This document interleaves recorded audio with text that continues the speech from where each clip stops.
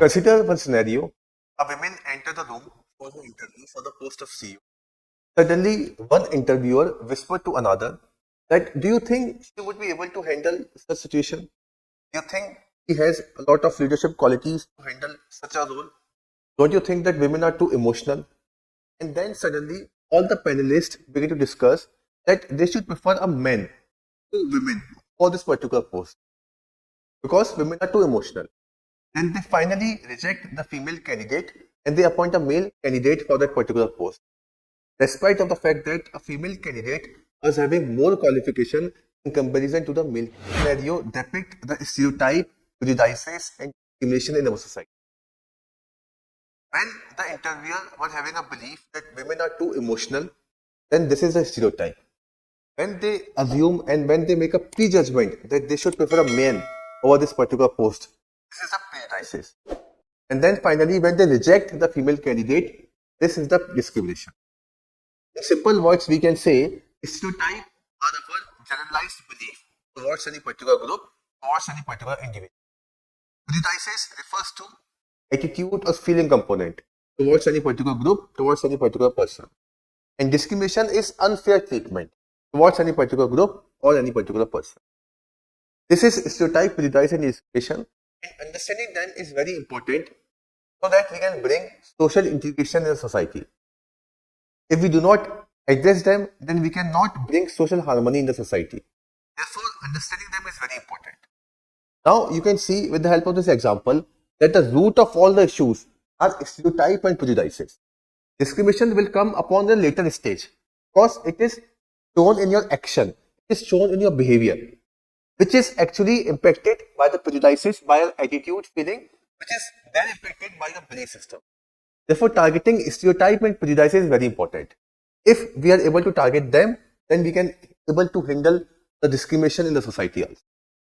So now we will try to understand stereotype, prejudice, and discrimination. That what are these concepts and how they are rooted in social psychology? What are different theories related to them? First of all, we will discuss about the concept of stereotype. Now, with the same example, you can say that stereotype are our inaccurate belief. These are the mental shortcut which we are making.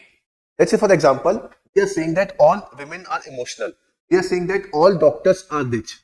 So this is what we are adopting a mental shortcut. We have seen one or two doctors who are rich, and then on the basis of this, we are making an inaccurate belief. We are making a mental shortcut that all doctors are rich because we don't have time to analyze each and every doctor. The same way, we have seen one or two cases of women who are emotional, and then we are analyzing that all women are emotional because we do not have so much time to analyze each and every woman.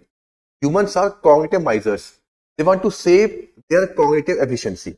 Therefore, they make a mental shortcut for this particular thing. This is generally inaccurate belief and which then lead to biases, discrimination, prejudices, etc. So why we are adopting stereotype? We are adopting stereotype because of these following reasons. So if you can see on the screen, first and foremost reasons of formation of stereotype is that humans are cognitive misers. Cognitive efficiencies and categorization. Brain shortcut. We do not have so much time to analyze each and everything. So much information is there around us. We cannot invest our time in analyzing each and every information. Therefore, we make a shortcut and we form a stereotype for any particular group, for any particular person. Because it is saving our time, it is saving our cognitive efficiency, and therefore we are doing this. So this is one of the important reasons of formation of a stereotype. Second one, you can see individually correlation.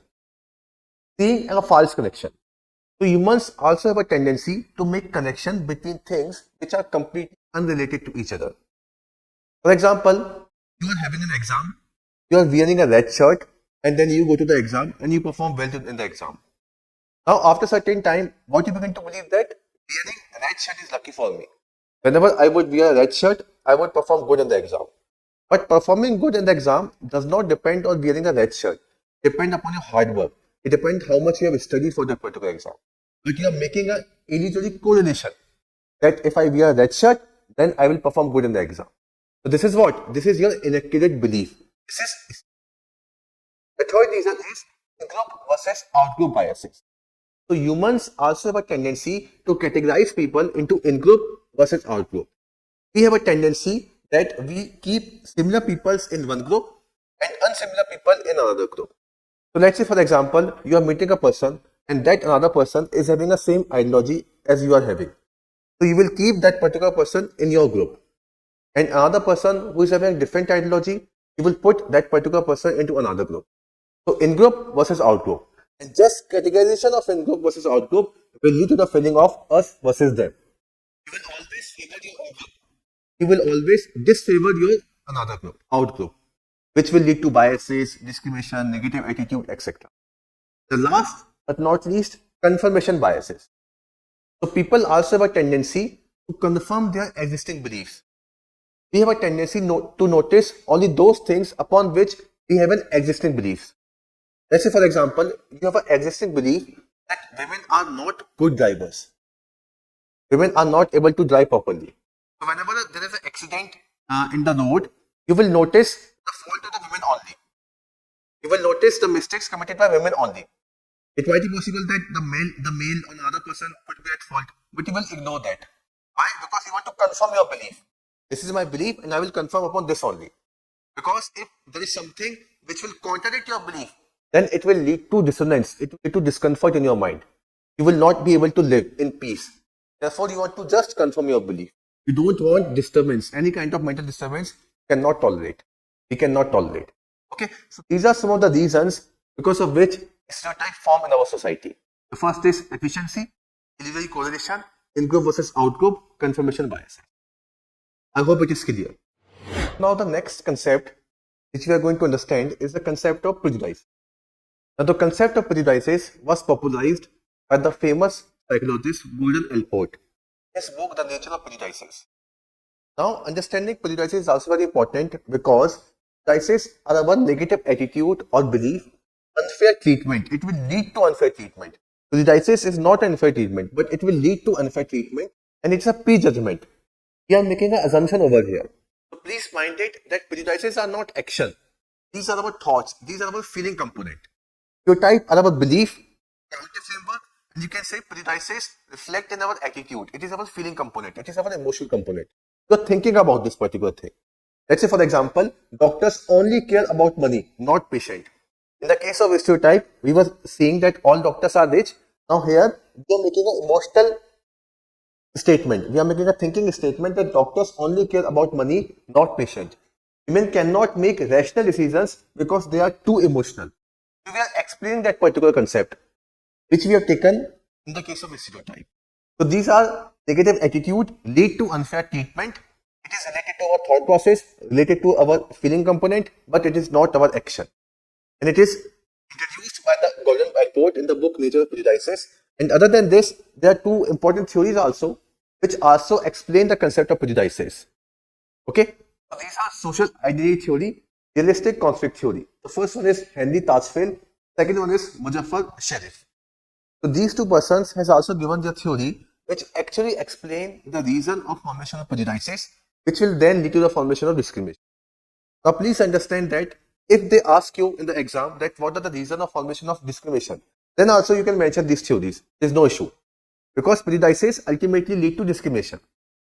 Okay, so now we will try to understand these theories in brief. The first one is social identity theory. It's Henry Tajfel.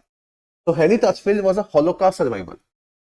So Henry Tajfel also saw a lot of discrimination in the society at the time of Holocaust for the Jews by the Nazi army. So therefore, they have come with their own theory. In the same case, Muzaffar Sharif also saw the type of World War I and World War II that why people are fighting over territories, why armies are fighting over territories, why it leads to so much discrimination among the people that they are ready to kill each other. So these two people want to understand the phenomena behind this. Therefore, they have come with their own theory. The first one is social identity theory. Second one is realistic conflict theory. We talk about the first one, the social identity theory. Then it talk about three main concepts. The first is social categorization. The second one is social identification. The third one is social comparison. So I just told you that humans have a tendency to divide people into in-group versus out-group, us versus them. The social identity theory given by Tajfel started from this particular point only. So we have a tendency to categorize people. And just this mere categorization lead to the feeling of us versus them. Correct? So we have developed a feeling that this is my group, this is your own group. Okay, and this is out group. In group versus out group.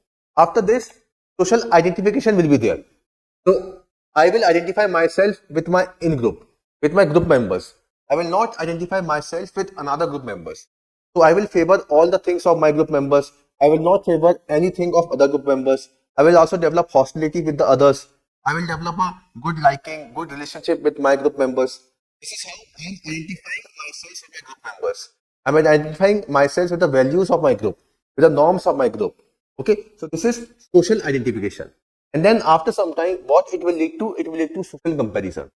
Okay, so I will begin to compare myself with another group member. Comparison will be there. A feeling of hostility will be there. Okay, so this is identification and this is comparison. Started by categorization. This is social identity theory. And then it will definitely lead to prejudices.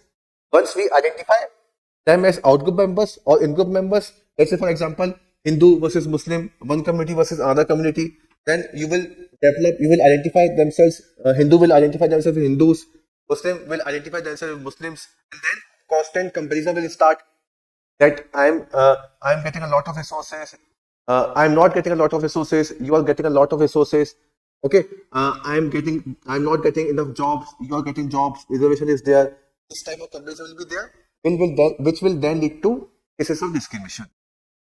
This is social identity theory. The next theory was given by Christopher Sharif, that is known as realistic conflict theory. And that theory can also be explained with the help of an experiment. We will discuss this experiment in another class. That experiment is known as Roberts Cave experiment. So in that Roberts Cave experiment, Christopher Sharif introduced some situation. In one situation, he created competition between the student. In another situation, he created cooperation between the student. And it was seen that when competition was introduced, then it led to conflict. And when cooperation was introduced, it led to increase in contact between the people. Okay, so interpersonal cooperation is there, group formation is there, intergroup cooperation is there, intergroup harmony is there. On the other hand, mutually exclusive goal is there, interpersonal competition is there, interpersonal conflict, reduced group solidarity, group collapse, intergroup competition is there, intergroup conflict is there. Okay, so competition will lead to conflict, cooperation will lead to harmony. You can also read about this particular experiment, otherwise we will discuss this in another class. So this is how prejudices are formed, which will then lead to cases of discrimination in our society. This is how we can understand the concept of prejudice, except which we need to understand in the case of discrimination. So stereotype is there, prejudices are there, and now the final form is discrimination, which will be reflected in your behavior. Discrimination is there when it is reflected in your action. It is always negative in term. Stereotype, prejudices could be positive also sometimes, but it is always negative behavior. And it will be reflected in your action. Unjustified distinction. So you are discriminating someone after developing prejudices and stereotype. So let's say for example, you have formed prejudices and stereotype on the basis of race, caste, sex, place of birth, and then you are discriminating against them. So let's say for example, stereotype, all doctors are rich, women are too emotional, and then we talk about prejudices that doctors take a lot of money, therefore they are rich. And then in the case of discrimination, I will not consult a doctor because they only care about money. I won't hire a woman for a managerial role because women are too emotional. So this is how, we are discriminating against them. We are reflecting this in our action. And this is the highest form. It should be stopped. And if we want to stop them, then we need to target the stereotype and prejudices in our society. And these are very harmful. Therefore, you can see in our fundamental rights also, ban on discrimination is there. Article number 17 is there. Untouchability is there. Ban on untouchability is there. No discrimination on the basis of religion, race, caste, sex, place of birth. It is there. Why? Because it is the final stage and it is very harmful. And if we want to stop them, we need to target stereotype and prejudices. Okay, so in this way, we can say that stereotype, if we want to simplify them, stereotype are our belief, prejudices are our attitude, and discrimination are our action. And to remove them from the society, there are certain methods. These methods are known as, major methods are contact hypothesis. You can read about this, which was given by Alport. The second one is superordinate goal, which is again given by Sharif. You can also read about jigsaw technique, cognitive restructuring you can do, cognitive reframing you can do, sensitivity training you can do. Also, it requires a lot of government effort. So the measures we can discuss in our next class. I hope you like the lecture. If you want any more specific lecture about this particular topic, then you can comment. Thank you very much.